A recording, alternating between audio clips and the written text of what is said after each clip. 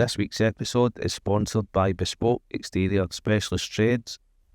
We're a home improvements company in Glasgow who take no upfront payments and there's a finance option available as well. We cover all aspects of roofing. We're wall specialists. We do rough casting, smooth rendering, wall coatings. We're also solar specialists as well. But the trauma is my purpose. Like, I've literally got my tattoo in there, trust your struggle. Because for me, all the things I've ever went through and all the struggles and all the darkness I've endured and the struggles, it's made me understand life from a broad perspective of all different colours of the wheel. There's like particular bills and laws trying to be passed in government now, and right now if you look at it on black and white paper it might seem harmless, but when you read between the lines, like, these laws are actually in preparation for things that are going to be coming in the future for us. We are forces to be reckoned with. Like, we genuinely are, and to channel that anger and challenge the system in a more smarter way together. We have the power. We literally have the power to do what we want, and it's such a shame, innit? It is, because do you know what? In 2025, we really should have Nikola Tesla as like proper getting taught in school. Do you know what I mean? It's soul work, it's natural remedies, it's like understanding what this is, do you know what I mean, what our planet is, and instead of getting technology and stuff like that. I just think it's scary, like, we don't even know it's in motion.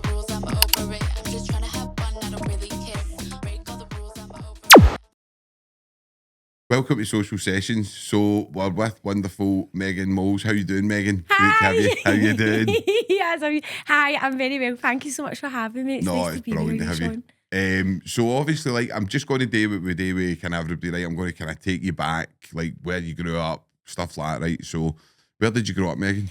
Originally, I grew up in Moor Park, Renfrew. I was born and bred in Renfrew, and I went to school in St James's from like primary 1 to primary 3, and I still keep in touch with some people that I went to St James's with, and like my childhood was the madness was in Renfrew. Do you know what I mean? So it was a bit crazy, and then we moved away from Renfrew to Johnston when I was like ending primary 3, which was amazing. Like, I always have said, Johnston kind of saved my life, because growing up in Moor Park back in the day, like, if I'd stayed there, I'd have been in Fanny Hill, like really bad, worse than what I ended up. So when we moved away to Johnston, Was it just rough, Megan? Was that a rough scheme? Aye. It was crazy. Like, Renfrew was, I remember, like, there was my mum, it was back in the day, Sean. I know. I have a memory of being like getting picked up for primary school, and all these, it was family rivals at the time or whatever, and Because Paisley was rough, man. it was remember crazy. That, I have my mum and like my stepdad and stuff, and there was like this fence, and there was about 10, 15 guys coming over the fence and trying to get my mum, and my stepdad had to like fight them, and I had to pick up buggies with my wee brother in the buggies, and just like seeing crazy things, and crossbows held at my mum's belly and all that when she was pregnant with my wee brothers, like, just hundreds of crazy. Does it affect you? It Does it affect you? And it's all, like, we talk quite a lot on here about childhood trauma and how it affects, and it's, I was actually talking about it today to somebody, and I was saying, like, it can define you if you love it. You know what I mean? But it's how do you get it not to define you? That is a challenge I have quite recently, and but I read something and it really resonated with me, and I feel like there are some people, like, I get what you're saying, but I'm quite like that. But it was not my personality, like my sadness and the things, like the trauma, like that isn't who I am. It's not what makes me. There's 1,000 other amazing things that make Megan, but the trauma is my purpose. Like, I've literally got my tattoo in there, trust your struggle, because for me, all the things I've ever went through and all the struggles and all the darkness I've endured, and the struggles, it's made me understand life from a broad perspective of all different colours of the wheel. And I think that God's put me through that transition from start to now, so that I could build what it is that I'm wanting to build for for my future. And I understand that there's some gaps in the system. I know that there's massive gaps in the system, and I just like see ways in which we could all work together to fix that. And that's it basically. No, but I mean, obviously we'll move on to that. Like, obviously I know you're quite political at times with independence and stuff. We'll move on to that in a wee bit. But so taking you back, like, so was it just kind of like when you went to high school? Was it just kind of the usual, like drinking at a young age and stuff, all that kind of stuff? Was it just all that? Like, it was like what I was going to say as well. It's quite funny asking. Like Johnston was a wee safe haven, and it was like just fields galore. So when I was a wee girl, that's all I would do, go play in the fields and stuff. And then when I got to a certain age, Sean, I was nuts. I was the wee toad I got everybody, and my friends didn't want me to behave in the way that I was behaving. That's genuinely true. And what I found I had to do was actually scheme hop. Because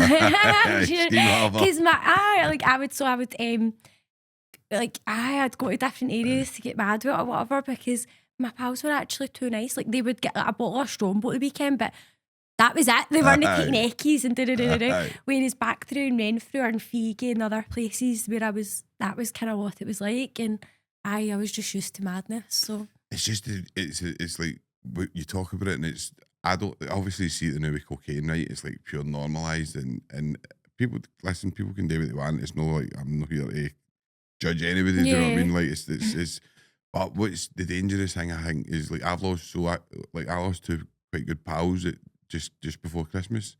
I've got a really close pal and another boy I was quite pal with, and it both did drugs. And it was kind of like two of them were a shock, do you know what I mean? But then again, they aren't. Does that make sense? Like it's a shock when you get the phone call, when you get told. It's like, wow, but you can, and I don't, it's not that you can see it coming, but the lifestyle, certain lifestyles that people are living, you can't sustain. You know what I mean? And the people that you grew up with, Megan, and some of the people probably I grew up with, especially in the prison system, that's all they know. Yeah. And it's so hard to kind of, I don't know. So how did you get yourself kind of away from that? How did you manage to kind of navigate yourself through that? And because obviously, were you going back home and things were kind of just like that, and you were, or was your mum and that a bit better when you were at Johnston? I think, like, despite my mum having mental health and drug issues, like she still is to this day. She's been a heroin addict her whole life. My mum's fucking class. My mum can blow off the mods with the water. Like, she actually really is. And I wouldn't have never like chose anybody else to be my mum. And my stepdad as well. Like, he really went above and beyond for us. And the love that, I don't know, like, we got to experience that. It was just a lack of connection. Serious things, do you know what I mean? But my mum was able to play with us, and she was able to love us, and I think for that reason it set me aside. Like, I really did get a lot of love, Sean, growing up. My mum really did love us, and she would speak to us and pray over us, and she wasn't she didn't hide it for us, but she did hide it for us, if that makes sense. So I grew up really quickly. Obviously, I was the oldest, and she didn't lie to us. So, like, and when back in the day, you didn't speak to anybody, you didn't speak to teachers, you didn't, like, so you get educated, like, you get street smart before you go to school. Like, that's kind of the way it was, do you know what I mean? But I wouldn't change any of it. I really wouldn't. I think I miss it. I think we need to go back there, honestly. Listen, those aspects, say, like, when I watch, like, the 90s rave culture and stuff like that, like, you see it in everybody. Like, I'm not justifying taking drugs, by the way, I'm really not, but it just looked like a happier time. Do you know what I mean? Like now, you just get, like, I don't know, it's like, you see, and everybody's all get, like, maybe tomorrow, and it's all phones out, and it's nobody's dancing, and You'd need to take a picture of that, but it looks so good. I mean, the freed up. I don't know if you've seen the freed up bands, like the recovery. I mean, they look great, man. Like I had John Mancini on here. Obviously, he's a great DJ, but he was saying he went to like a recovery event and he was like, he says to the boy, obviously, whoever it was, his pal that had asked him to do it, that they're all fucking mad, mate. And he's like, they're just actually like high on life, know what I mean? Mm-hmm. And but it's hard when you've grew up and it's all that stuff's normalised into it, and then you're kind of told, no, don't do it. I think for us in Scotland, like this is recently like kind of, I think everybody knows it anyway, it's sheer generational trauma. Aye. But think for years and years of our country's suppression, the men and the women's talent and love and skills and love and circumstances for years and years and years were suppressed for a long, long time. And when you even look back what you're saying about the 90s scene and what it was like in the raves, when you think back, like the cars we were driving, I was only just born, right? I act older than what I'm are. I was born in 1995, just like, do you know what I mean? I'm chilling. But like, it was different, do you know what I mean? I've kind of lost track of what I was even going to say there. I'm so sorry, what was I saying? No, you were just saying like, the 90s, generational trauma. So it's got us, like where we live today in society in Scotland, it's took us a long way to get here to have like kind of like the same, having our own political party, our own parliament, for example, that was only established, oh God, I can't remember when, but not too long ago. No. Just so, do you know what I mean? Remember, but aye. I feel like a lot of people don't consciously understand that Scotland, like, we've just kind of got in par with everybody. Does that make sense? And I really truly do feel like that's been done. Our country's been suppressed for years and years and years. And if Scotland had the opportunity for true healing and true connection, reconnection with each other and our land, then I genuinely believe that Scotland would hold the key for a full world revolution for freedom, for our soul's freedom. Because like what William Wallace knew long, long ago was that we were sovereign beings with the power to communicate with God and our angels. And he fought for our freedom, and look at us right now, do you know, and there's so many scary things happening in the world, and there's like particular bills and laws trying to be passed in government now.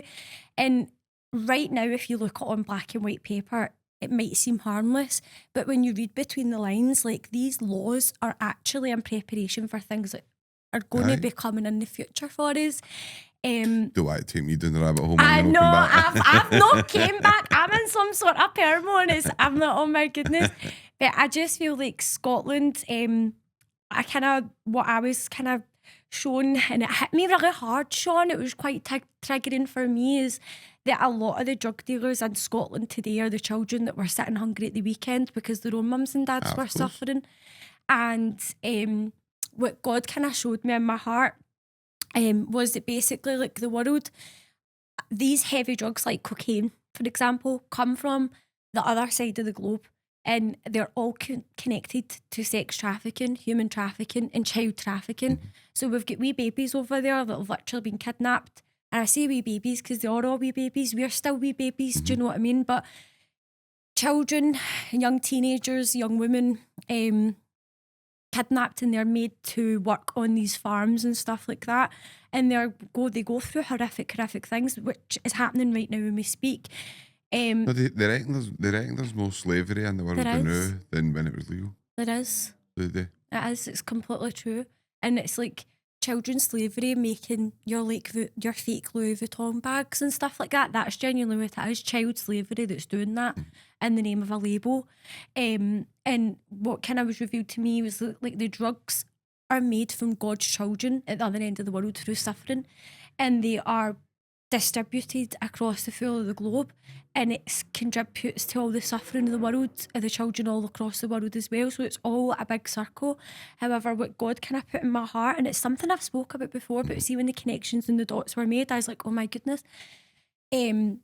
Scotland is like it is the largest statistic of drug deaths and drug addictions and all across Europe. So, and like how tiny a country we are, but that is how powerful we are. And I feel like a lot of Scottish people have been lost in drug addiction and alcoholism and stuff because of this generational trauma, because of the separation. And I think like if we could put the same amount of passion into our healing as we do with our football and stuff like that, like we are forces to be reckoned with. Like we genuinely are, and to channel that anger and challenge the system in a more smarter way together. We have the power. We literally have the power to do what we want, like do what we want. And I do believe that things are going to physically come into play across the UK and the rest of the world over the next year or two, which is going to really, really change our society and the way we move and function collectively all together. And I believe that something, I don't know what, but something really, really big is going to happen. And when that time comes, I believe that every single person in Scotland will stand together and make sure that we don't conform to certain ways of living, if that makes sense. Quite a lot of dissect from you there, right? But I agree with, like, there's so much, like, as you say, is like to do with the child stuff and that, and a film that I watched, like A Sound of Freedom, it's a great film, right? Brilliant film. And there is definitely a huge problem with that, and the cartels in Mexico and stuff like that. And we were talking about it. I think it was actually, I don't know who it was that I was talking to, but nearly every, like, if you take most drug dealers, they've I don't like you saying it as they've earned their stripes, but they go through a process to get to the tap. Yeah. Do you know what I mean? They don't just go like there, like, they don't just go and go to the tap. Do you know what I mean? Like El Chapo didn't just come in and they've done a lot of stuff to get to there. Do you know what I mean? And by the time you get there, you're hardened. Do you know what I mean? So you've bloody got to be. I don't. There's no money in the world could make me sell children and that. But listen, I'm no sitting in Mexico making £1 a fucking week. Do you know what I mean? And trying to feed my family. I don't know what people do. I just know that I wouldn't do that. But I think you're right in the way that we've lost. I see it quite a lot, and I argue with people on Twitter quite a lot about it. And I think there's no healthy left and right debate, if that makes sense. So the left and right need a bird will only fly in unison if the left and right wing fly together, right? And now we're at two extreme side levels. So if you say something that, like, just for talking's sake, I don't agree with mass immigration. Oh, you're far right. You're like, no, but I believe in, like, working class values or whatever. You know what I mean? But you're automatically shoved into a category just for saying something. You know what I mean? So I think that is only my opinion. I think it's a tactic that it's to divide the working class. That's what I believe. I do believe that, because I think if you look at the right wing and left wing, and maybe like even like the 80s and 90s, and like your Jeremy Corbyns, George Galloway's, Tommy Sheridan's, people like that who were genuine left wing, and then you'd right wing, maybe like, even like Thatcher and people like that. There was still healthy debate going on. Do you know what I mean? See, nowadays it's fucking like, it's vile. Like the I don't watch any both politics. of it's really, really bad. It's quite. I think it can ruin your day, Megan. Like, see, you get up in the morning and you just see, like, I don't know, like Donald Trump signing an executive order on some crazy thing that's going to, like, I don't know, just mad stuff. Do you know what I mean? And then you've got so many people that are joining on, and I think in Scotland, what you do see, this is what I think. See, if I say one thing, somebody will go, "You're saying that because you're a Celtic supporter," right? And then I'll say something else, right? I'll say, "No, but I don't agree with that. Like, I don't agree with that." And they'll go, "Well, but so you get a lot of Rangers fans that will jump onto that, and a lot of Celtic fans that will jump onto that side." And see, to be honest, the working class people need to come together today. Absolutely. Like, we need to stop letting them divide us. And I've said it before. See, if the working class people down tools for like a couple of days, they don't have anything. The elite, like, they don't. And I don't know. I mean, you could go on about it all day. Do you know what I mean? We are definitely. And I think a lot of it makes a lot of sense, and the way that you see, kind of, I don't know. It's hard to put any words, but I do understand what you're talking about. I do understand. Do you know? See what you said about the Celtic and Rangers. Aye. I actually have forgot the name of the documentary, but I'll get it and I'll put it in the comments whenever we put this out. But the passion and the anger that Celtic and Rangers and have for each other, right? Like, we kind of live for it. Like, I'm a Celtic supporter, and personally, like, I'm not pure knowledgeable about football, but my cousin Sophie keeps me in the loop about everything, right? And like, see if Rangers need, like, they're playing a separate game and they need so many points to play Celtic again. Celtic players are all, come on, Rangers, come on, like, secretly, like, so this is like a wee inner and also this passion that we've got, this kind of like relationship. Every Scotland game, when you go, everybody's singing Flower of Scotland, and it's a Rangers fan and a Celtic fan joining hand in hand, and you wouldn't know who's Rangers or Celtic. And I feel like, so this is a mad thing that's kind of been hanging to me now. And so it ties in with the drugs and the alcohol. Basically, what's been guided for me to say is that every single person has been going through an awakening over the past so many years. Everybody's different levels or stages, but absolutely every single person who's conscious and alive and walking is going through it. And everybody in Scotland, this is like this is our collective, has had the inspiration of change. Like, people are wanting to get better, people are wanting to get healthier, people are wanting to come away from substance misuse or alcohol misuse, but they kind of don't know how to do it. They don't know get out the cycles. And basically, like, this kind of was given to me, like, even the footballers kind of go through this. And I swear to God, this sounds so weird, but there's a documentary that everybody should watch, and it's about when Scotland qualified to go and play Argentina over at Argentina. It's a very, very powerful documentary, and it kind of shows you the progress in which Scottish football has came, right? And this wee message was like, the footballers, not just the footballers, everybody across Scotland has their own wee places and their own wee leagues, and it's all part of God's story. It's all a big tapestry. It's all a big bit of a winding string. And the footballers as well, they've been, I don't know right now, I'm just going to say that's how it's thinking. They've been feeling that they need to come away from alcohol and like proper thingy in with God and in with their body and like a spiritual cleanse or whatever. And God said to me that they really need to do that and follow their own inner voices. Watch that documentary, because Scotland is going to qualify for the World Cup in 2026. And that sounds freaking crazy, I'm sorry.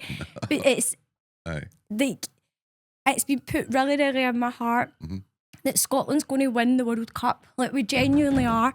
And it's going to be symbolic all across the world. It's going to, everybody, like, the frequency. No, not 20, we'll qualify, so it will be obviously announced, but it will be announced next year. And basically it will collectively raise the energy and the frequency of like us so much, and also kind of be dished out to everywhere on the planet, because Scotland has that effect on people. And I don't know, that was like I'd love to believe it, Megan. I'd love to see it. Do you not believe that? I do. Right, what do you think? What do you think? No, listen, I'm not, because I'm spiritual, right? So I'm not going to, like, not at all. Like, I would never ever dish your spirituality, never. Don't be I silly. just can't see Scotland winning the World Cup. But I hope I'm wrong. You know what I mean? Yeah, okay. I hope I get proven wrong on that one. But I don't know. I think, like, listen, as Scotland have got a thing where you go on holiday, as soon as somebody knows you're Scottish, they open up to you, and there is a people love Scottish people, especially when you go, oh, you're from Britain, and they'll maybe look at you and then you say you're from Scotland, and they change. Do you know what I mean? Oh, how are you doing? That, do you know what I mean? So listen, I'd love to think that I'd love to see it. I just can't see Scotland winning the World Cup. Well, I do, but I believe it very, very, very true. I do, and I think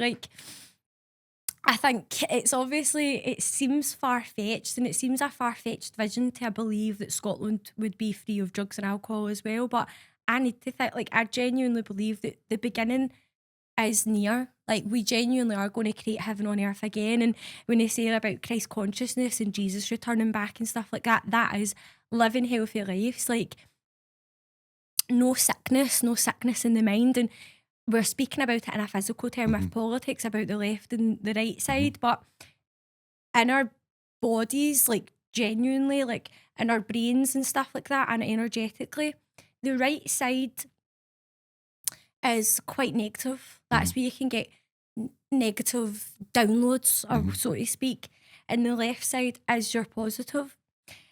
And energy is real, and just as much as there's angels round about us, there's other things that watch to try and take prey. Does that make sense? Totally. And when you, like, mental health doesn't just like blip in a brain. It takes time and it takes progression, and there's different types of mental health, different. And I genuinely believe that is from other energies and things that we don't see, because our brain is so powerful. We are so powerful. It's a muscle that's never been exercised properly, apart from remembering numbers and stuff. And that's, our brain is like a computer. It's far much more capable than just remembering numbers and things like that. I think just consciousness, the concept of consciousness is insane. Do you know what I mean? Like, just the concept of it is like a huge debate in itself. Do you know what I mean? Like, as it's and everybody's obviously got their own spiritual beliefs, and I'm not religious at all. Like, but I believe in like loads of different elements of spirituality. Do you know what I mean? I believe Jesus was a real person. I believe like he was here. Like, I believe he was like a kind of a prophet that was here to just kind of, and I think his work was stolen and I think he was a warrior. I think warrior for the a people, spiritual like- warrior, maybe. And I think you could go back to like the Buddha and all. I mean, it goes way back, and I think, but it's interesting. It's an interesting conversation, an interesting topic, because there is definitely more people opening up to spirituality and opening up. And listen, I always say it. See if it works for you, man. Don't let anybody change your mind. Yeah. Don't let anybody tell you you're wrong, because even like see like my wee ma, I love my wee ma, right, obviously, and she used to go to chapel all the time, right, and she loved it. And then when that happened to me, she says she fell out with God, and she's never really went back to chapel. And I think she should. Do you know what I mean? I would like her to go back. Do you know what I mean? Because she loved it, and she believed in it, and it was like, it made her better. But I understand that she's had this terrible thing where she, like, whatever, do you know what I mean? She's had a terrible kind of traumatizing event in her life that's changed her opinion on religion or whatever, do you know what I mean? So I understand it, but there is definitely more people interested in spirituality. But then on the other hand, you've got this kind of the science kind of pushing through with telling you, like, and I think science are all even open up a bit to kind of like how different things don't work at a molecular level, like in the same way as it should, and there's loads of stuff. Do you know what I mean? You could go into that, but I mean, what will take you into now, Megan's obviously her own kind of wee journey, right? So, like, how did, obviously we covered quite a lot there, right? And obviously we're going to go. I was going to have that was a bit for later on, right? No, I was really going to okay. speak to you, but how did you kind of? How was your kind of transition into like kind of going into scheme dreams and social media, and how did that happen? Is it one of the ones? Listen, fucking hell. I was still writing Facebook statuses like up until a year ago. Do you know what I mean? Aye. I've always just been like that. I think it's my undiagnosed autism, definitely.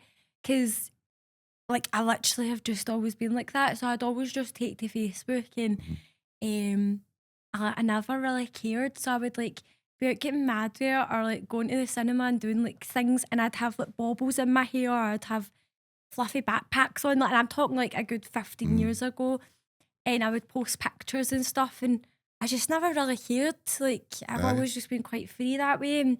And so where I come from, my hometown in Renfrewshire, like Renfrew, Paisley, Johnston and stuff like that, everybody kind of just knew me as like a wee wacky doodle. And I was just a wee bit wacky. And what had happened was I'd always been sort of interested in like speaking about God and stuff like that. But scheme dreams just kind of started through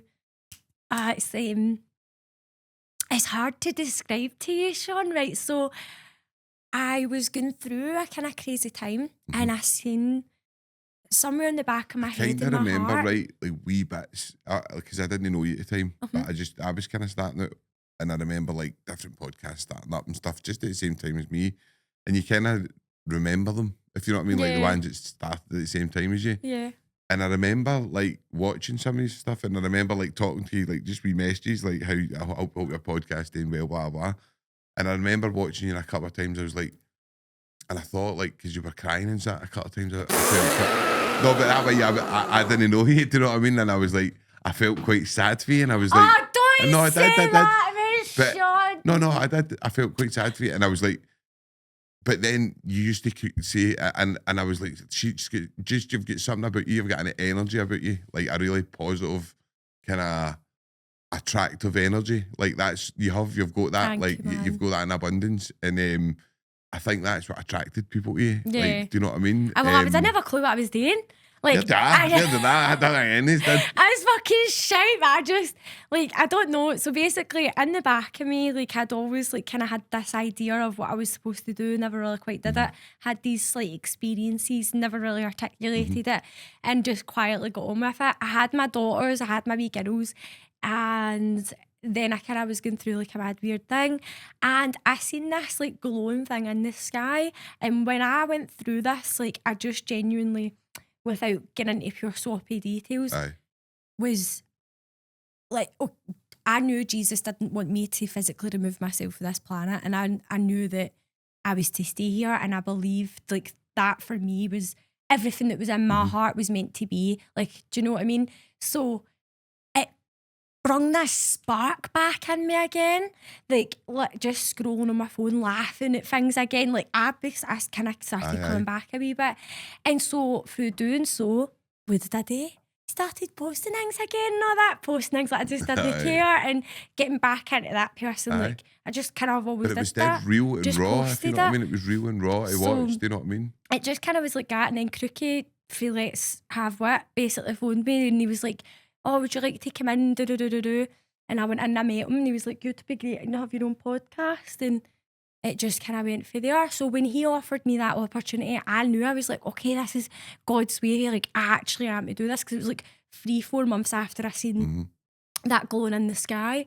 But through my experience with them was like really difficult, Sean, and I went through a lot of stuff that nobody knows about, and I'll still not discuss it on camera, but yeah, through people, like people hurt themselves trying to hurt God's chosen. That's kind of like what kind of happened, do you know what I mean? So that was a beautiful learning experience for me. It really was, and it gave me the setting and environment to grow, to trip up, to fall over, to like, do you know what I mean? And I'm grateful for it all. Because social media, like obviously we've had like we get people on social sessions quite a lot that have got like platforms and stuff, and it can be difficult like to navigate. Do you know what I mean? Especially if you're no used to getting like mental comments for no reason.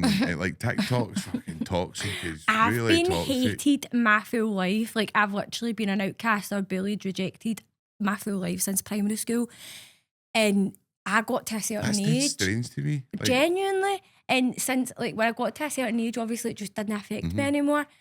So I'm resilient as fuck. That's why from like 10, 15 years ago I could walk the street with bobbles at the front of my head, because if empty's got to say it to me as anybody, like no. Aye. So I just kind of, and not in an intimidating way, it's just like I'm actually that secure in myself. I just don't take any shit, and I you're just don't like, care. aye, and you've got your And I'm in my own wee bubble as well, Sean, do you know what I mean? There's never once in my life, like especially in my adult life, ever have I ever just like felt like I can react to anger and I can be crying for a long time out of a reaction. Never mind have I ever been nasty to somebody or something to like gain something like that. There's like very weird sick people in the world, do you know what I mean, that thrive off that stuff, and I'm just no one of them, do you know what I mean? So I'm very kind. I show love and gratitude to a lot of people, and a lot of people I don't know, I'm in my own wee space. no. And listen, see if that's safe, Megan. Stay in it, man. Like I've it's, got to. you know what I mean? Like aye, and it's especially when you're, because obviously you're a big character. Do you know what I mean? And you've got a lot to give, and that'll talk obviously because you like. We'll go on and talk about what you're maybe hopefully going to be doing in the future and stuff. And a lot of people can see potential in you. Yeah. I think that shines through quite obvious. Do you know what I mean? But I think when you're starting up podcasts and you're up against big podcasts, I mean, you're like, let's be honest, you're sometimes competing against Joe Rogan and fucking like even James English and people like that. Do you know what I mean? You're competing against people like that have got big, huge platforms that were there well before you. And got the money as well. You get the money to back it and stuff. Exactly. Yeah. It's in marketing and all that. You know all that. Yeah. So on your podcast, right? I know you had Big Five on it, right? But who else did you have? Like who was some of the ones that stood out to you? I really enjoyed Victoria. She was she did a lot of the sunbathing and stuff like this. Sorry, no, ice bathing. Aye. But she also did the hypnotherapy and stuff Right. like that through it. She was just a really interesting person, and I feel like getting to meet her was really inspiring for me, because she kind of had her story, like kind of thingy with God and stuff, and basically she went and she took ayahuasca, she was taking DMT, and it totally transformed her life, hasn't touched a drink since and stuff like that. And like that was really, I really enjoyed meeting her. 50 obviously was one of my best. Like, I really appreciated 50's time. He really helped me coming on to Scheme Dreams. And I think it's good because, like, see what we're doing, like Soul Sessions, Scheme Dreams, like everybody's like get their wee fingers in the pie, and it's all about helping elevate the consciousness. That is the goal. And see, if everybody was to do the job the same way, the job wouldn't get done, do you know what I mean? But to be in this like kind of weird wavelength, like we all see each other, do you know what I mean? We all know what each other's doing for. It's nice. So I definitely appreciate everybody. I think everybody was my special guest. That's what I used to say. But and they were just all I enjoyable. watched a couple episodes and it was good. I enjoyed it. Do you know what I mean? Oh, there was a different personality every day. I swear to God. I don't take any negativity in that, but because I'm very, very real, raw and honest, and I don't know what people want me to do. Do you know what I mean? And so it just makes me. I'm like fucking. Do you remember what's that called? Nice Spice and everything nice. The Powerpuff Girls. So it's like one's like a wee toughie, and then the other one's like quite intelligent, like, right, this is the plan to do. And then the other one's like wee baby. Like, that's me. It kind of is. That's all my personalities. But anyway. No, and it's see these things, these are the things that make you interesting, Megan. And so I know you've obviously got, like, you sing as well. You're an amazing singer. Oh, kinda. No, amazing singer. Thank you. By the way, my wee cousin, he just won the golden buzzer on. Did he? On Britain's Got Talent. Excellent. Well done. So big shout out to wee Vincent, putting Lucchese on the map. Not mean. That's amazing. Simon Cowell, I know. So That's amazing. That's so good. But no, you're really talented, and do you see yourself going anywhere with that? Like. So the thing is, I have reached out to several people. There's like, I don't want to like pure name drop or anything, but not quite talented, respected people within like the Glasgow industry of music and stuff like that have offered me, like 2 people have offered me to just go down and see what we can like do a certain type of genre. However, that's not what I'm supposed to do. I have presented them with songs that I would love to do, and nobody wants to touch me because my songs are so raw, and I'm singing about heavy duty stuff. So it's just kind of in the back burner, and I feel like what I'm supposed. Well, what's the difference? Because I've had with Danny Kelly on here, right? I've had with Daza and that. I would need to do it independently. That's what I was going to say, and I don't have like.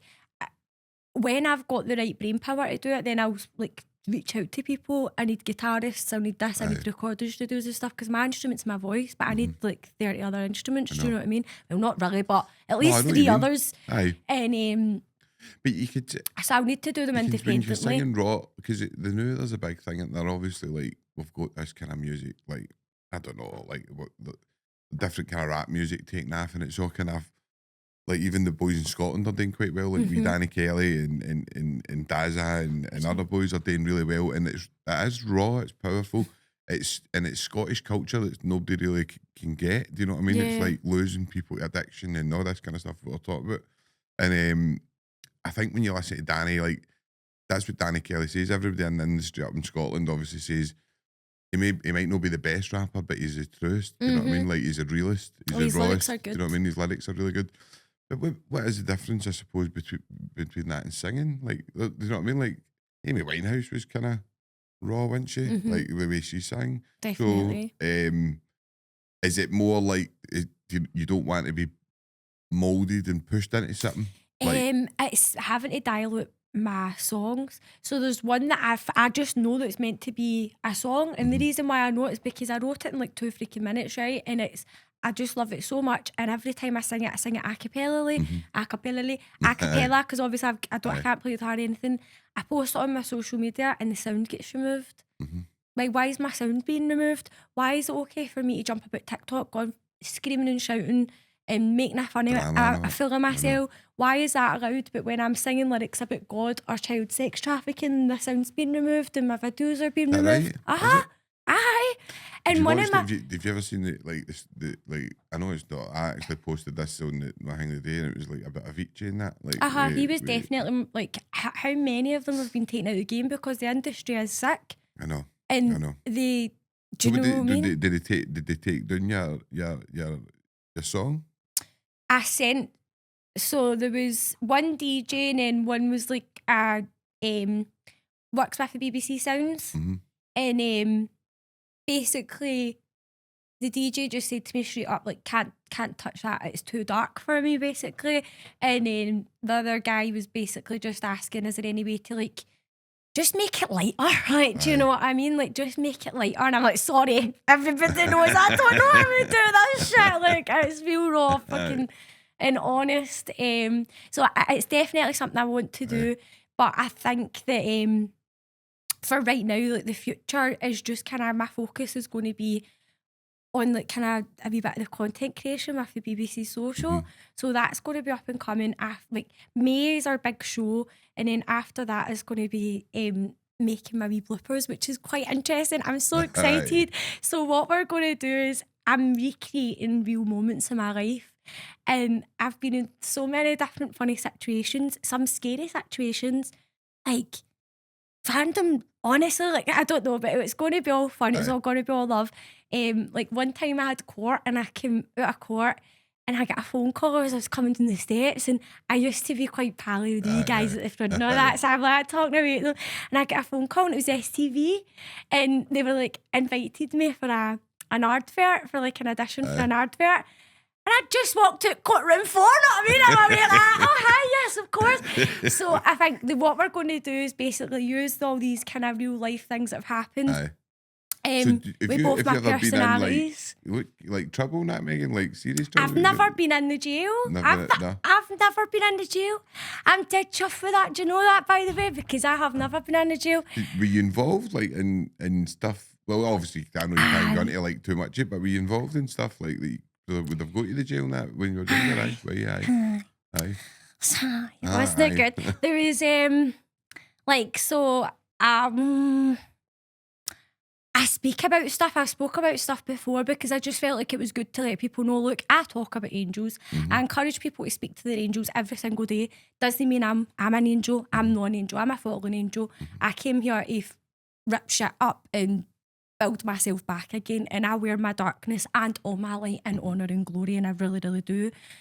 However, like, I do there's some things I've done I'm not proud of. And I've been in some situations that, do you know what I mean? No, I think you're a liar if MD says they've not done stuff that they're not proud of. But I didn't know that you are. Do you know what, I want to say this, right? Because I said this on social media, and it was probably it probably sounded quite nasty. And I said, like, living off other people's misery and talking about selling drugs.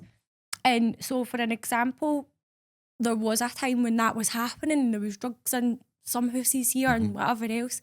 And it was harsh drugs, do you know what I mean? And just this one particular day, it wasn't my name or whatever else, but I was in the house taking charge. Everybody else was gone, and the door comes through, do you know what I mean? And I lived that lifestyle. I did do it, and when the door came through, it was like the door literally got took right off its hinges, and I just got my wee dog Sky. She's 9 now, and she must have been about 4 months old, and Akita. and I put her in the room, closed the room door over, and as I've did that, I'm in the hall, the doors just went poof, and they had ski masks on and balaclavas and whatever else, and machetes and other things, like just I madness. probably not expecting to just see you. Because it was just me. Aye. Mm-hmm. And they've got me and they were asking, and I was like, I don't know. I pissed myself. Mm-hmm. I stood there and I'm like, I don't know, because I wasn't fucking saying anything. Of course, aye. And this guy, he stuck it in me, and I went right down on the floor, and he had the chopper and he hanged it right to my face, and he was like, and I just again, and when I never said anything, they just about turned and went back out, and I was like, I was like, what the fuck? Get me out of here. Aye. So that was like a really my scary experience, and my most scary experience I seen me in a situation was it was about 3 months after our best friend Tana passed away, and it was just people being drunk and people being immature and people being silly, and I understand that looking back now, but at the time it wasn't like that. And this mad dumpling was fucking talking about Hannah, and I ended up just going to have my nut, and I got a danger of life charge for the boy, and then he basically just never came to court from him, and I was fucking like, thank you. Aye, so you're actually lucky Still to you this never day, got like, to jail. it's Aye, been like somebody's been behind looking the at you. scenes, Aye, it was somebody's been sorted. looking at But you. Aye. yeah, that was like my most like, does that make sense? The two flip sides of my... I didn't, like, I obviously knew you weren't, I knew you were like working class and stuff like that, and you were like, you because I've listened to you, but I didn't know that you'd been involved in like some scary things, you know what I mean? Which obviously puts you in a category where I've got even more respect for you, to be honest, then, because the way you've turned around. Nice and you know what I calm mean? now. That's it. I had to go through all the madness so that I could be the adult that I am, be the protective mother that I am, and then literally do what it is that I want to do. Like, because in terms of scheme dreams, like when I get there and what God's promised me and what's going to happen is, like, I've told my angels, it's no my money, it's God's children's money, and I'm going to make a way where it's, like I said again, like, we're all doing this as a team, like, whether it be individually, subconsciously, we are doing this as a team, and when the time's right, in the next, like, year or 3, by the time I'm 33, like, that's what do you know what I mean?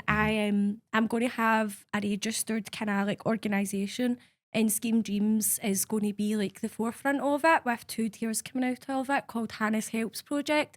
Hannah's Helps is something that I've been very, very passionate about. It's a pal that passed. And like through our experiences in life, I've been in the care system. Like, usually when you come out of the care system, like, you do get a wee bit of support, but then you're on your own, and there's a lot of stuff that if I had a spare 10 grand, I'd be able to set up a lot of young people for the next 3 years. And if I had do you know what I mean? I'd be able to regenerate money and stuff. Like, I've got it all kind of figured out a wee bit. Like, obviously, we speak a lot on here about the care system and what goes on in it, and it's like horrifying, really. And the truth will come out eventually. Do you know what I mean? There's too much things happening, but my pal Davey, who's like, he's still in active addiction, old Davey, and we had him on the podcast, and fortunately his abusers go to jail like 50, I think they got 15 years, 20 years or something like that. Like, and that was like a terrible abuse of power with that boy, and Davey was in Berlin at 14-year-old or something, 14. Shame. And basically I remember him telling me a story, right, and he said to me, when he went for like, so he went to like residential care home, and then he went to it was like a back in the day, whatever it was, like it was like I know, boys' home or something. Aye, like that, right? So it was like a Boston or something kind of thing. And he said to his pal, he says I wasn't even big enough to see out the window. He says, and I just turned around to my pal and went, do you know what they're training us up for the jail?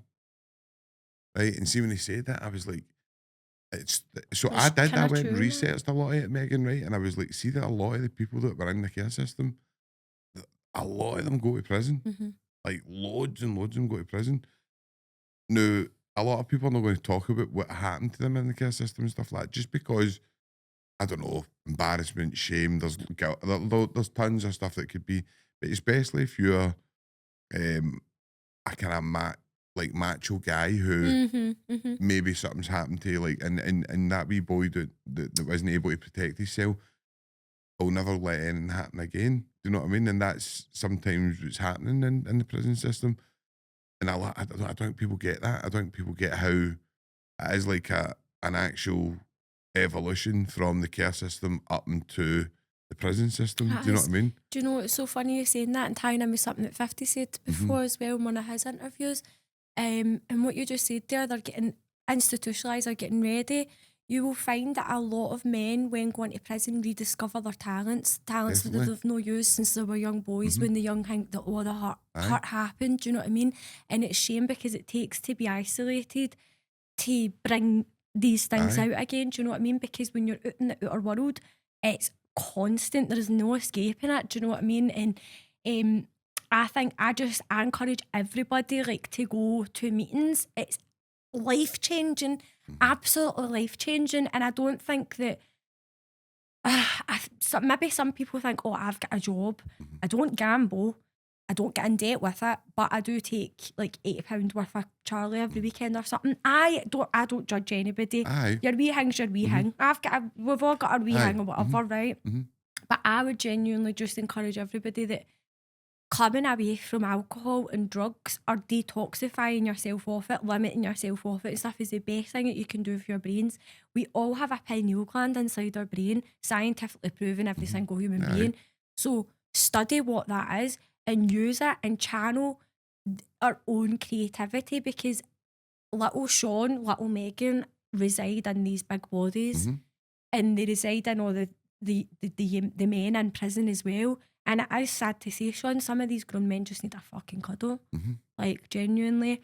No, obviously So- we Ellis, like, you know, we Ellis, she was on yours, like, Love I know, Alice! I Ellis is love it. gas. She's Aye. just, she's so laid back. She's horizontal. The lassie is one of the most coolest, loveliest, soundest, amazing girls Aye. I've ever got to meet. No, She I was agree. lovely. She's a beautiful human being, Ellis. But Ellis does like, so she does recovery cafe and Adderall and stuff like that, and that's what she says all the time, Megan. She's like, I just want to give him a cuddle. I just want to, and then it's like, yeah,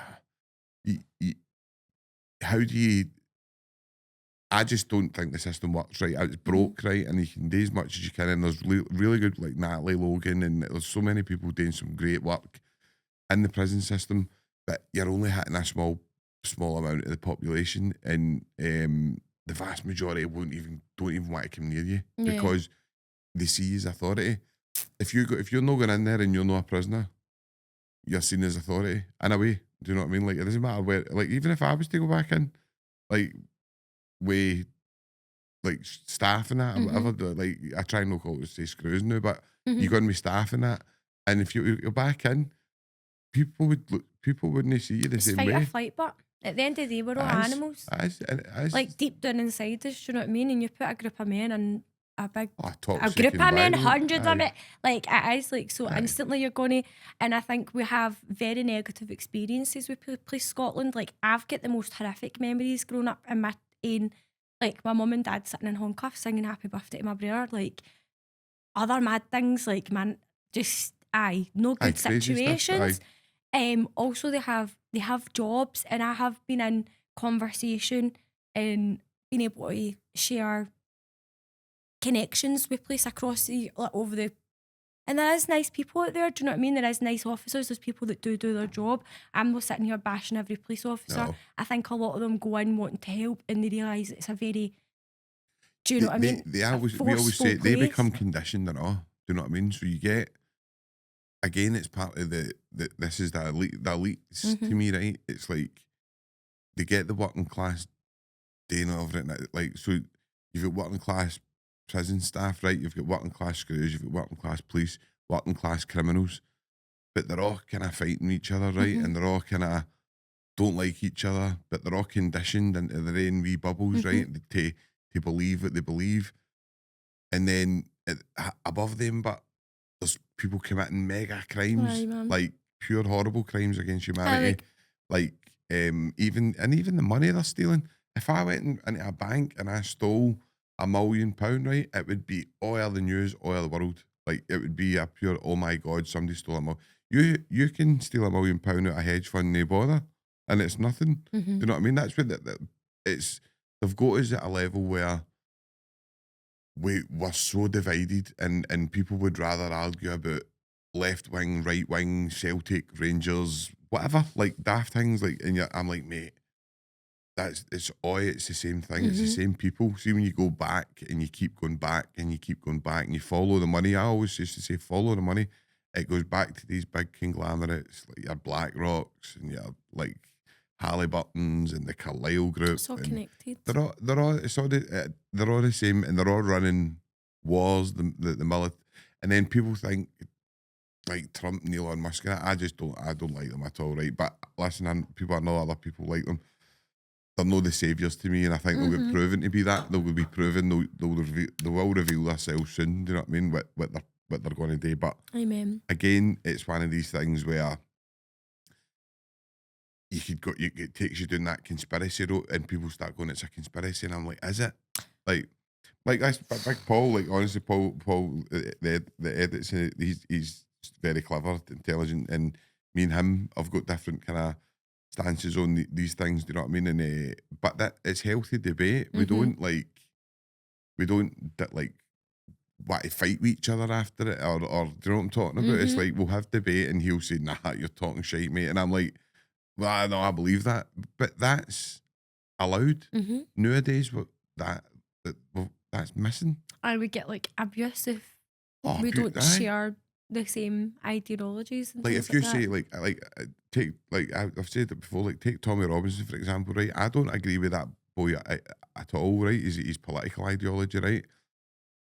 But I do not agree with him sitting in He's in prison now, in isn't he? solitary confinement for fucking like 3 months and losing his mental health and all that. I think that's terrible.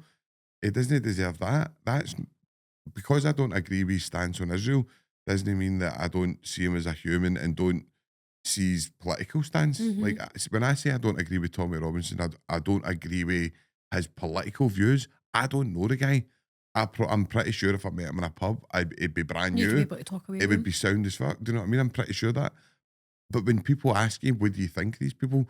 You're not asking somebody, would you think Elon Musk, and thinking, what do you think of him as a person? You're thinking of him as the entity that he is. Do you know what I mean? And Tommy Robinson is an entity for like pro Israel and that kind of that narrative, which is fine. That's his stance.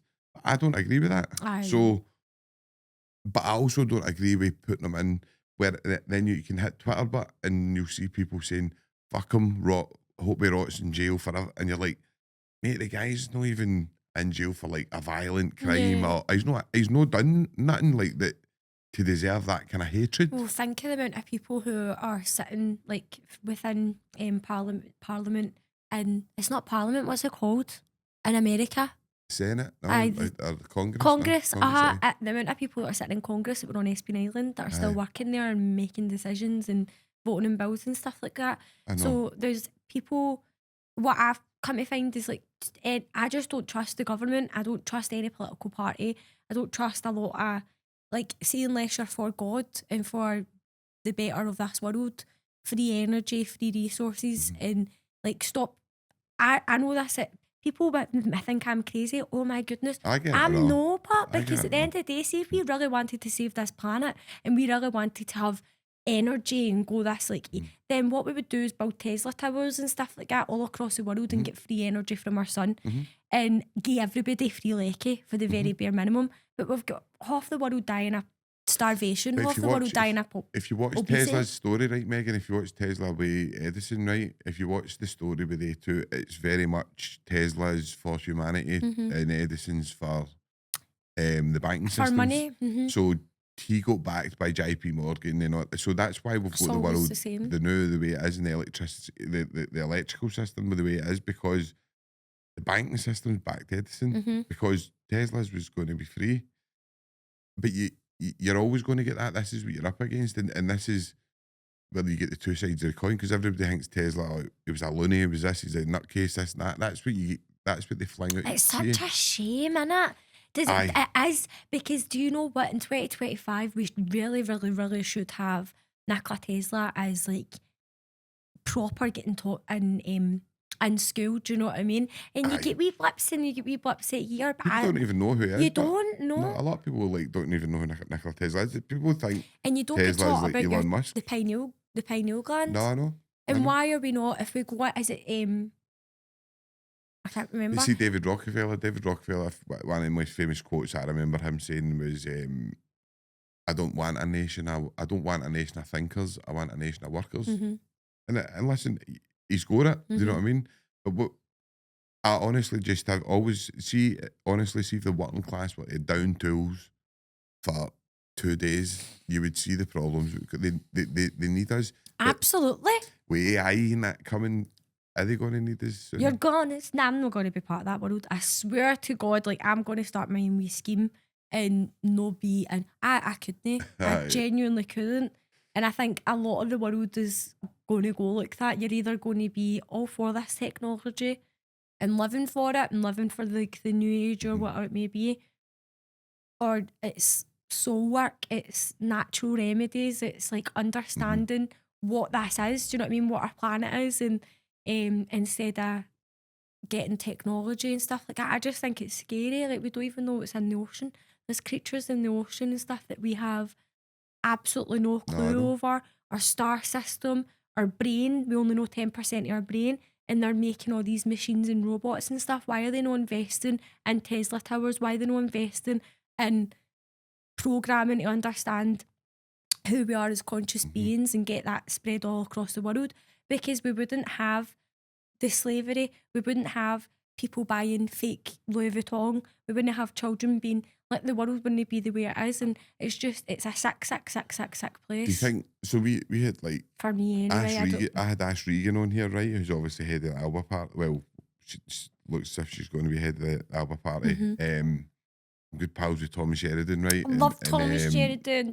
So It's a but legend. also like I've got pals who are like really right wing as well. Like I've got like loads of pals that are really right wing. And we'll have debates sometimes.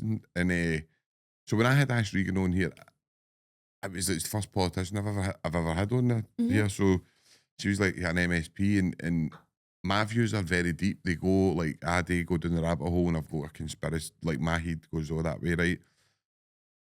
I suppose what I'm trying to ask you is I really liked Ash Regan, right? And I thought she was a lovely lassie, right?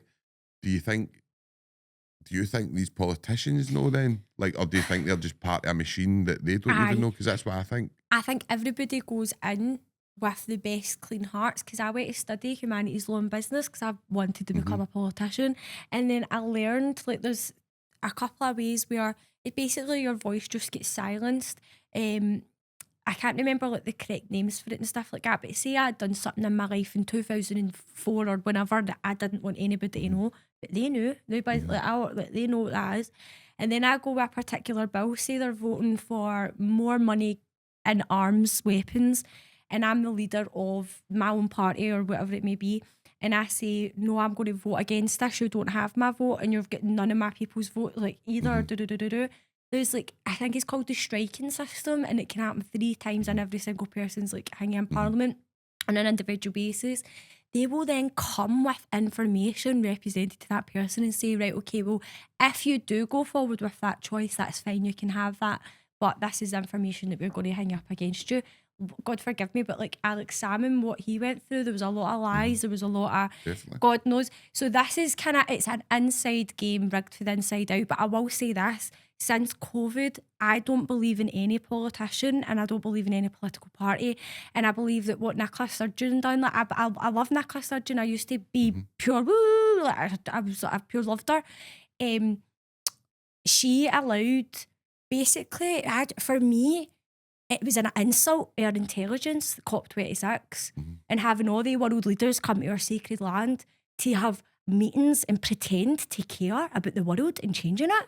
They know exactly how to fucking change it and they don't want to. And for me, I always believed that with Nicola Sturgeon, and especially passionately since 2014 with the Scottish referendum, I believed that we were on something else. I believed our parliament was completely separate from, do you know what I mean? And when COVID came, like, I believe what Nicola Sturgeon done was amazing. She was so intelligent, she was so fast, she was 2 steps ahead anybody else in the country or whatever else. However, I just feel like use your voices for what's correct, no matter how hard it is, because I don't know how to describe it. All I know is, Sean, that was like the first coming of something, and it won't be the last time we have a lockdown. No, And I it don't definitely think didn't so. come just because one wee guy ate a bat over in China. No, it was to me it was controlled, but I mean that like that's you could go. And I just debate don't that, trust like, any of them you could anymore. It's debate the that, people in us. But I think what's probably I don't know, like, so I think that most of the people who you've got on like your Twitter and all that, I think are all controlled. See, they with huge platforms that just bust out anywhere. I think they're controlled, right? Usually, and it's just to control narratives in different way and keep you divided. That's my opinion, right? I don't buy into the fact that all these politicians are bad people. Like, I genuinely think they're in a game that they're a pawn and they don't know that like, I remember I spoke to Tommy about it and I was kind of trying to get into his head, like, what, like, how does it work? And would he, as somebody who is a politician, and Tommy was like, well, basically what happens is he says, like, you obviously have like the party whip, but Tommy was obviously different. Tommy always done his own thing, but he says, like, didn't they like Tommy? You know what I mean? And that's why they done Because he was outrageous. to say it out today to Tommy what they done, because he was a danger to their kind of whatever. But I think when I was saying to Tommy, and Tommy said, no, they're no these big. You don't see these big conglomerates and the big black hand that controls stuff.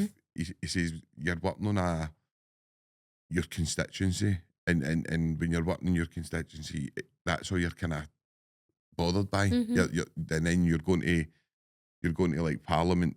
But once he said what, like when Nicola Sturgeon that, he says what happened with him is they cozied up too tight with Westminster. And then you start getting the free motors, and maybe like you start getting money, you start getting like all the kind of benefits. History repeats itself. And then it's hard. Like, I often say this, like, you see somebody came to you and said, like, Megan, start Scheme Dreams up and I'll give you 250 grand, but I want you to put this narrative out. No, right? never. Right? But never. I'm not saying you would, right? But it's hard. It's no easy. If it depends what the subject would be, but I tell you what, you could offer me £80 million.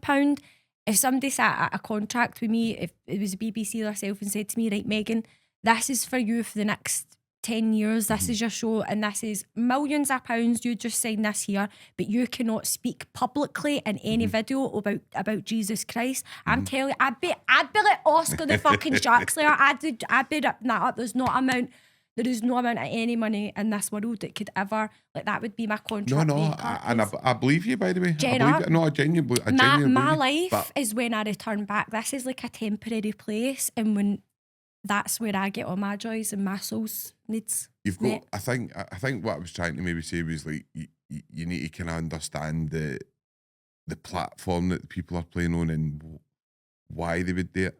Like, I think a lot of people there's do. a financial motive, because you spoke earlier about, obviously you were involved in stuff that you're not proud of, right?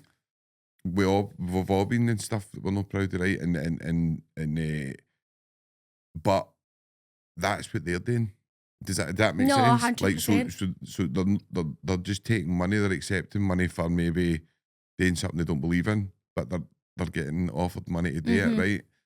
Which people go, oh, they're selling their soul or this shit, right? But whatever. It is to a certain degree. It is. They're selling your beliefs out. When you, like, exchanging something for a maternal thing in this world is what we're up against. This is the days we're in. Like, do you know what materialism of the world? Definitely. But I think you've got to understand it's hard for them. Like, all I'm saying is, like, it's not as easy.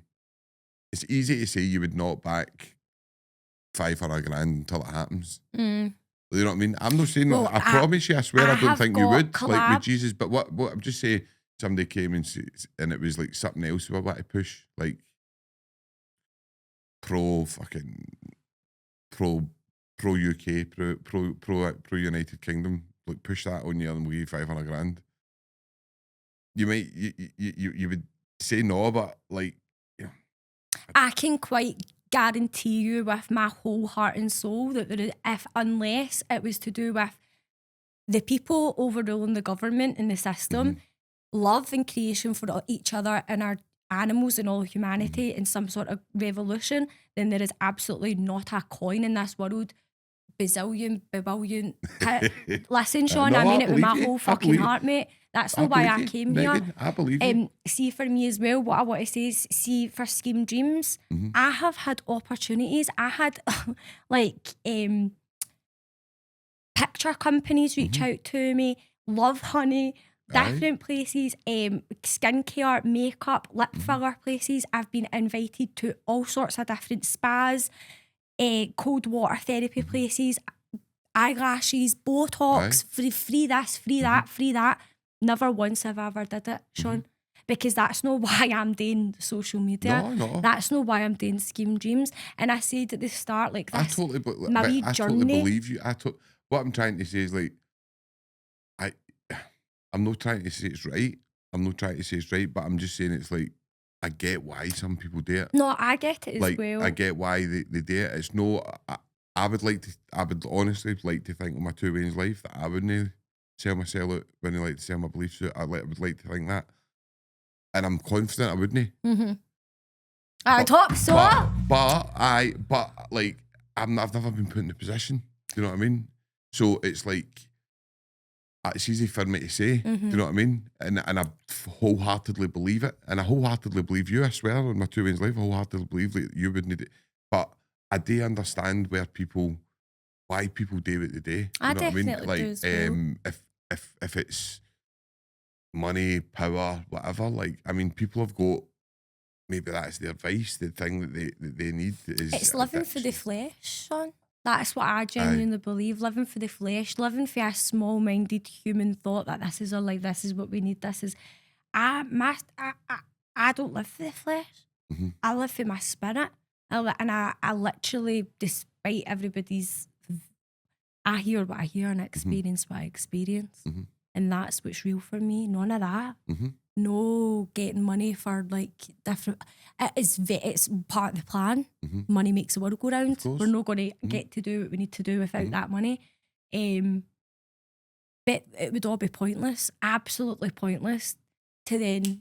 Do you know what I mean? Definitely. And I think when people, if you come away, it's literally not think even that's the about being problem, the world, spiritual but- or aye. religious. It's about being yourselves, man. It's about rediscovering who yous are. You've got a heart inside you that's pumping every single day, and you've got a soul resonating deep within there. It sits with the pit of your gut up here to like the top of your chest. That's how big this energy is of the spirit or whatever. And that you can feel that, and I just feel like people should just concentrate on that, and their heart and the connections, like love our partners, our children, and stuff like that. And it does get easier to not be living in the flesh and to be thinking of materialistic things. Like, I really don't care about materialistic things. There's a lot of stuff that I would like. Do you know what I mean? But it's no necessary. I'd like to think I'm the same. Honestly, I like, you talk about it sometimes, and like, you see like all the big, like Jesus and all these people, they all gave all their stuff away and end up, because you kind of need to have nothing to realise. Like, see, like the monks and all that, Tibetan monks and that, they're probably the most conscious people in the world, but they don't have anything, because they don't have anything that you can take after them. You know what I'm talking about? So even to the extent that family and stuff, they don't have family because they don't want anything where you can be took away from you. Do you know what I'm talking about? Yeah. So it's hard. It's like we're in a world where we've been put in, but there's loads of temptations all around about you. Absolutely. Do you know what I'm talking about? And Absolutely. it's like, don't do this, so it's hard. It's hard for people, and that's. I suppose I'm just getting it. Like, I understand why people do things. Do you know what I mean? And it's. We live in a materialistic world, and it's driven by money, unfortunately. And it's ran by But it is sick men. changing. I think it is. I genuinely do. There is more and more people looking into spirituality, which is an amazing thing. Like it's an amazing thing to see, and hopefully people can kind of obviously take for what they want for like this conversation and go as well. And I would always say to people, try things like cold water, try yoga, try it, all these different things. Do you know what I mean? Definitely. Meditation, try it. I think if everybody, see if we had like a big healing day, and there's a music and all that, and having somebody speak over you, that would be really, really amazing. That would be more therapeutic than 6 therapy sessions or whatever. But I genuinely believe that everybody should just take a wee gram of mushies. And I swear to God, you'll wake up Aye, different the next psilocybin, day. aye. Aye, what, like a wee half a gram at least, do you know what I mean? And it would kickstart a lot in people. But Well, there is a lot of evidence to suggest that, and like they say, like that's obviously how. But so obviously, like we're coming up kind of nearer the end of the podcast. It's been brilliant conversation. I've really enjoyed it. So, what's kind of next for you, Megan? Where are you going? Where are you kind of going next? so the concentration right now is planning behind the scenes for our big event, and obviously our content creation with the BBC, and hopefully by before Christmas, which is going to be happening, is like having a proper basis Aye, where I'm going to have like my own wee Scheme Dreams HQ. aye, So what it's going to be is there's going to be like a studio basically, and it's going to be like an open space for content creators to come all over who are in collaboration with like Scotland, with sharing conscious like conversations, elevating spiritually or mentally, or coming away from addictions and stuff, and giving people like a kind of playground, so to speak, to come in and have a swinging door open to like work or whatever. Also, my own Scheme Dreams, like I'm going to be starting Scheme Dreams interviews back up, which is going to be so different. aye. I'm going to be like speaking at least 20 times without like throughout the full interview. Like I'll just be like very, very, it's going to be so good. And also what I'm going to do is have a little studio. So in the studio, it's a wee studio I'm going to do, and I'm going to start doing like customizing shoes again. My friend They were Leah, cool, man. They were always cool. I love doing them. I pure miss it. Do you know? See these shoes?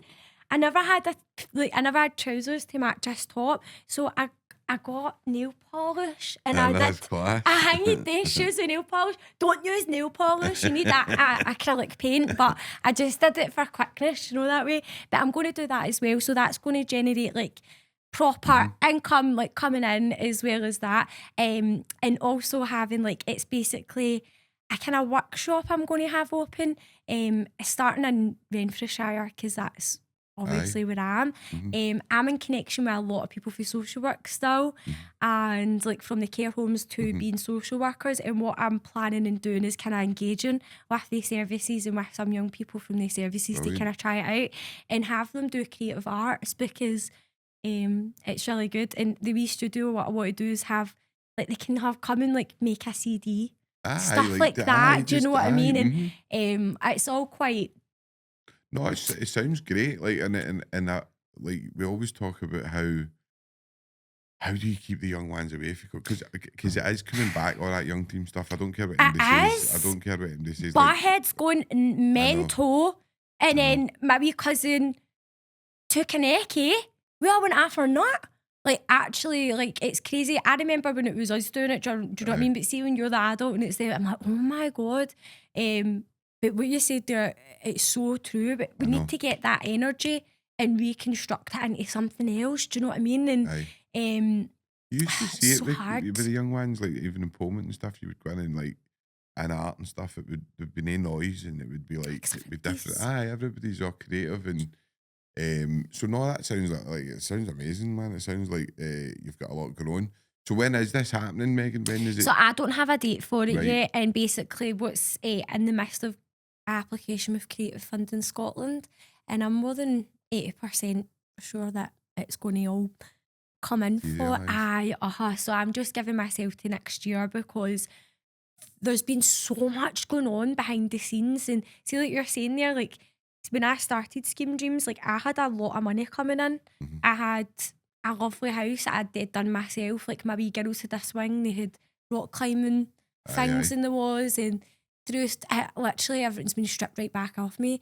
at Christmas I was laughing about it and I was like, oh, it's been a humble rumble Christmas, but I'm literally in a council in a homeless flat now and with a bath that doesn't run proper hot water and I've not got a shower and it's a tiny old school council bath, like, and I'm genuinely, and God is kind of, I've not got much left to go, but this full year and what I've went through, God just kind of stripped everything back from me, my family as well, like everything. So I know it's all just about to kind of come into fruition, so to speak, so I'm just hanging on. But the whole purpose in it is basically community, not competition, having a more positive place to develop and grow from, do you know what I mean? And also just interacting, having that, it's like a community thing for other content creators and for the young people that we all once were. Aye. Do you know what I mean? And just kind of, Scheme Dreams isn't just like, it's always a wee thing I've said, but it's a very powerful name. We all represent Scheme Dreams. And there's no enough team. dreams that comes out of schemes, is there? No. Like, and think how many, mate, do you know how many intelligent people come from Scotland? The world would have been gubbed without Scottish people. I know. Think of the amount of wasted talent that is going through, like, seeping through depression, through lack of, like, poverty, basically. Do you know what I mean?